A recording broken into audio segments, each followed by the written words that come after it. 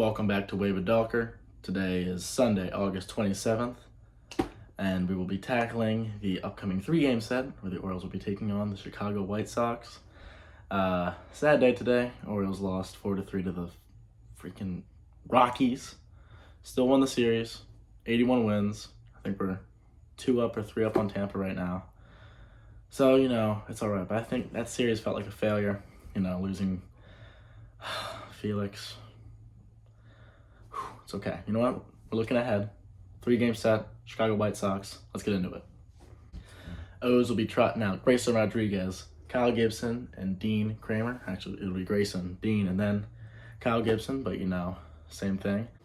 All three had pretty great starts in their last appearances. I talked about Grayson's appearance in the last video. He pitched last Tuesday against the Blue Jays. 3 runs and I think 6 innings. Put us in position to win, but we were unable to win. Dean had one of his probably a top 3 start of the year for him.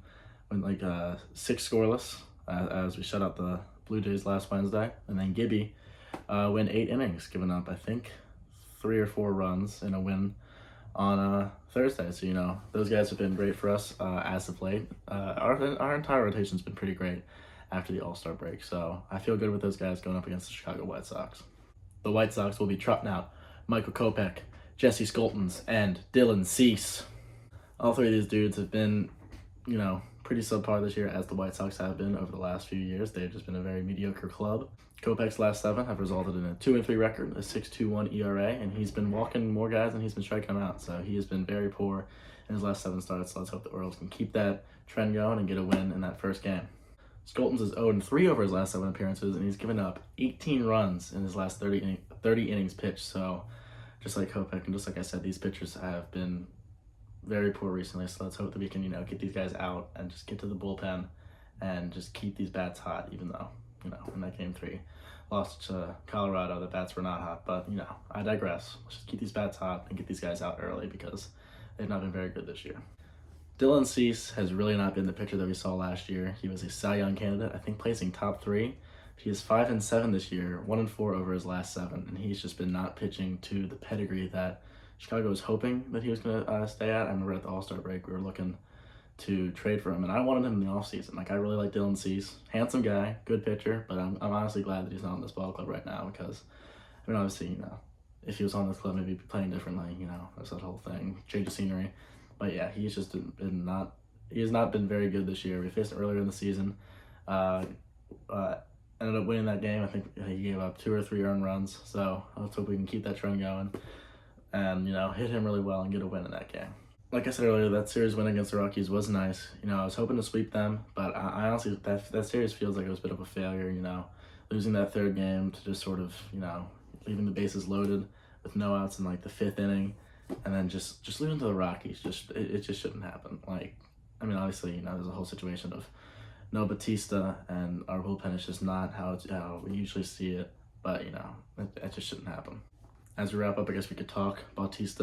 This injury sucks, but, we're getting to September time, and hopefully, he's only on a 15-day IL, and it wasn't a surefire UCL tear or anything of that nature. Knock on wood, it was some degree of a UCL injury. So, maybe we could see him back by late September, early October, for come playoff time. And honestly, if we're going glass half full here, maybe it's just a blessing in disguise getting him to just sort of rest himself and reset himself for playoff time instead of potentially wearing him out as September dwindles down. Because, there could be an argument to be made where it's do you rather pushing for that 1 seed or just making the playoffs? Because, if we lose him, that could be, we could see a trend of us, God forbid we fall behind Tampa and become a wild card team. And then, obviously, we have Bautista back and, just better seeding in the playoffs. Or we're the 1 seed with him, and then, his arm's all worn out, and then he's not who he was in the regular season. There's a lot of hypotheticals in this, but, I'm looking at it how we are right now. 81-49, up on Tampa. Cano looked great in game 2 as our closer, And this team, they're not focused on who they don't have. They're focused on who they're able to put on the field. And, you've seen how this team's been playing all year. They've been phenomenal. We got 32 games left.